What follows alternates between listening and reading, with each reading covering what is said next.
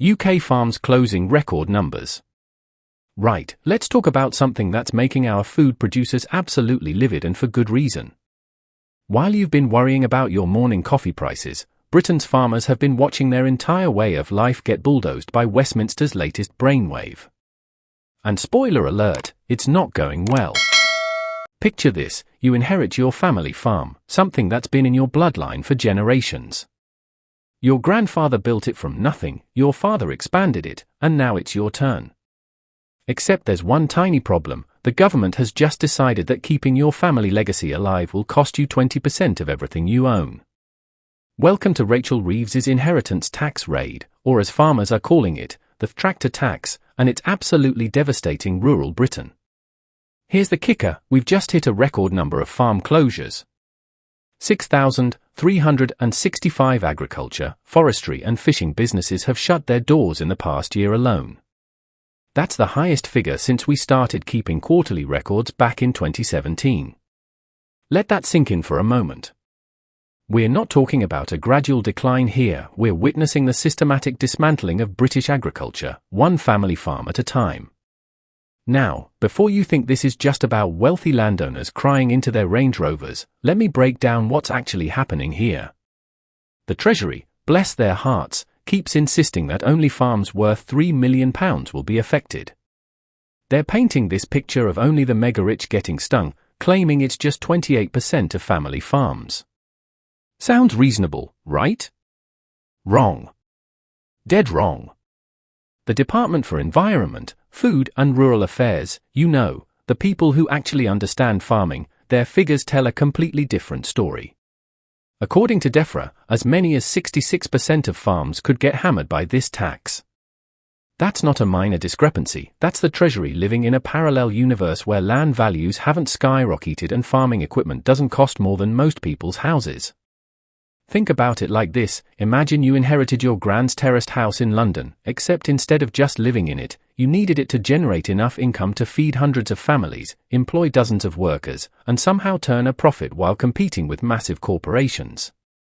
Oh, and by the way, that house is now worth £1 million because property prices went mental, so congratulations, you owe the government £200,000 just for the privilege of keeping grand's legacy alive. Bonkers, isn't it? But here's where it gets really interesting. Even the government's own number crunchers are basically admitting this whole thing is a gamble. The Office for Budget Responsibility has slapped a high uncertainty rating on the £500 million a year they're expecting to rake in. Translation: they haven't got a clue how much money this will actually bring in, and their best guess is that the revenue will probably drop after 7 years anyway. So let me get this straight. We're destroying family farms, devastating rural communities, and potentially jeopardizing our food security for a tax that might not even work as intended. It's like burning down your house to save money on heating bills. Brilliant strategy, absolutely brilliant. The human cost of this policy is becoming impossible to ignore. Tom Bradshaw, president of the National Farmers Union, says confidence in the industry is at rock bottom. And who can blame them? These aren't faceless corporations we're talking about. These are families who've worked the same land for generations, who understand every field, every hedgerow, every seasonal pattern like it's written in their DNA.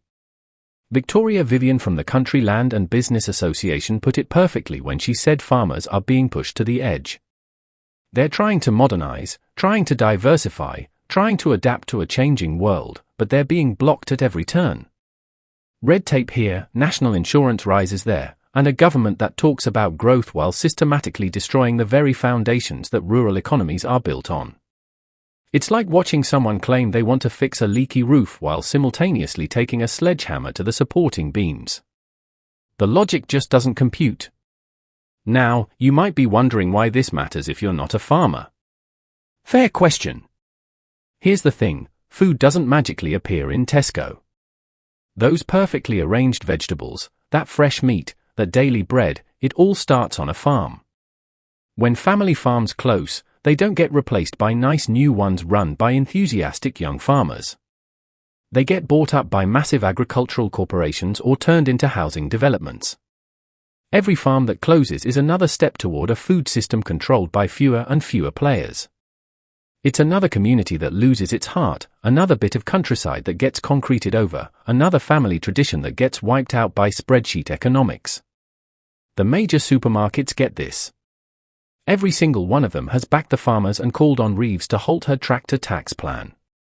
When Tesco, Sainsbury's, Asda, and Morrison's all agree on something, you know it's serious.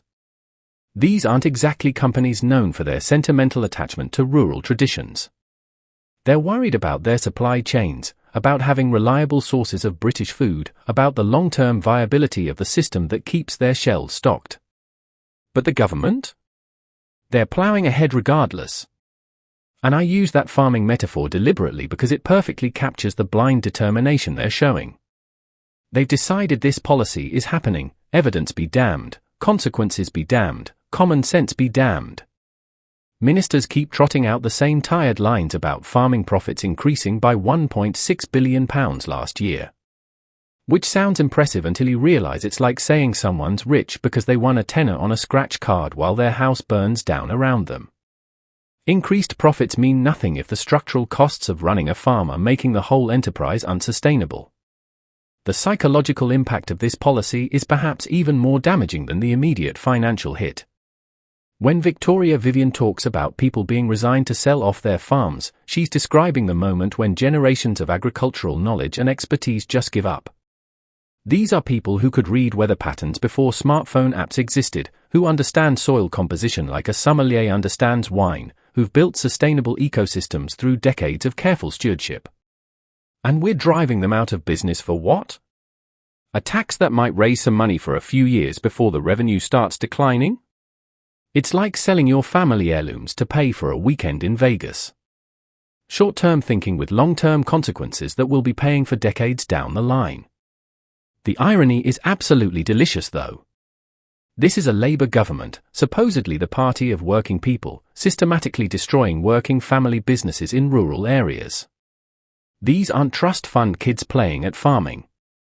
These are people who get up at 5 in the morning, work in all weather, deal with disease outbreaks and crop failures and market volatility, all while trying to produce the food that keeps the rest of us fed.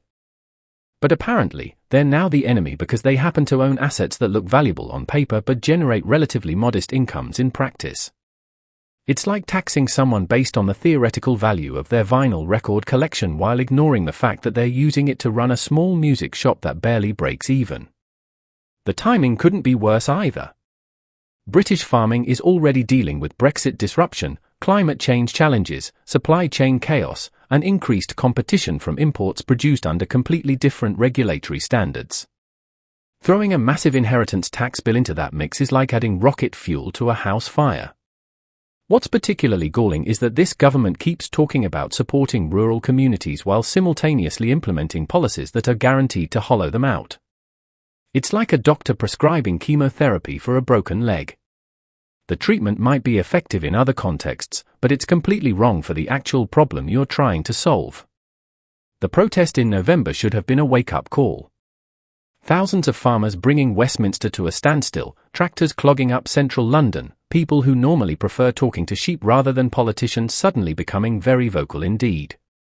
When farmers start protesting, you know things have gone seriously wrong. These aren't exactly a demographic known for causing trouble or demanding attention. But did the government listen? Did they heck? They doubled down, dismissed the concerns, and carried on with their original plan like nothing had happened. It's the political equivalent of sticking your fingers in your ears and shouting, "I can't hear you," while the building burns down around you. The really tragic part is that there are sensible solutions to this mess. You could exempt working farms from inheritance tax while still catching genuine tax avoidance schemes. You could phase in the changes gradually to give families time to plan.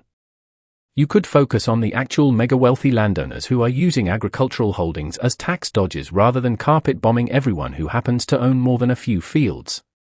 But that would require nuance, flexibility, and a willingness to admit that maybe, just maybe, the original policy wasn't perfectly thought through.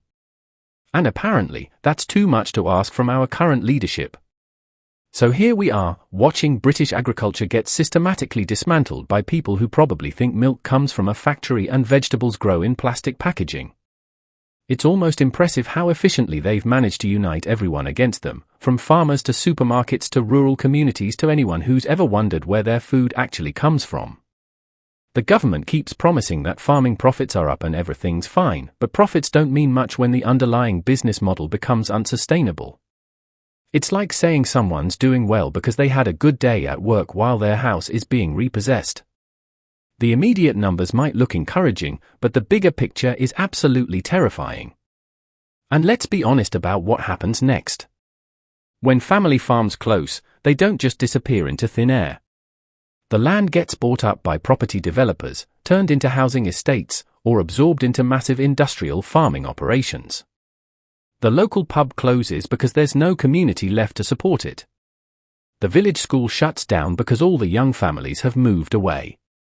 The rural economy that sustained these communities for centuries just evaporates.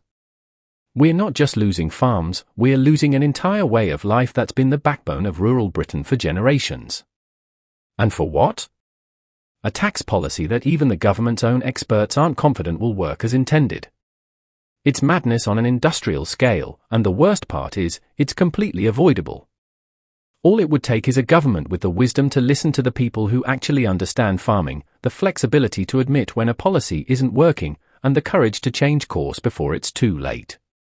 But based on everything we've seen so far, that might be asking for too much. So buckle up, because this train wreck is far from over, and British agriculture is about to pay the price for Westminster's stubborn refusal to face reality. What do you think? Are we watching the end of family farming in Britain, or is there still hope for a sensible solution? Drop your thoughts in the comments below, and if you want to stay updated on all the political chaos coming out of Westminster, smash that subscribe button and hit the notification bell. Trust me, with this government, there's always something new to talk about, and I'll be here with your daily dose of political reality, served with a strong shot of common sense. Until next time, this has been UK Daily Coffee, keeping you caffeinated and informed, one political disaster at a time.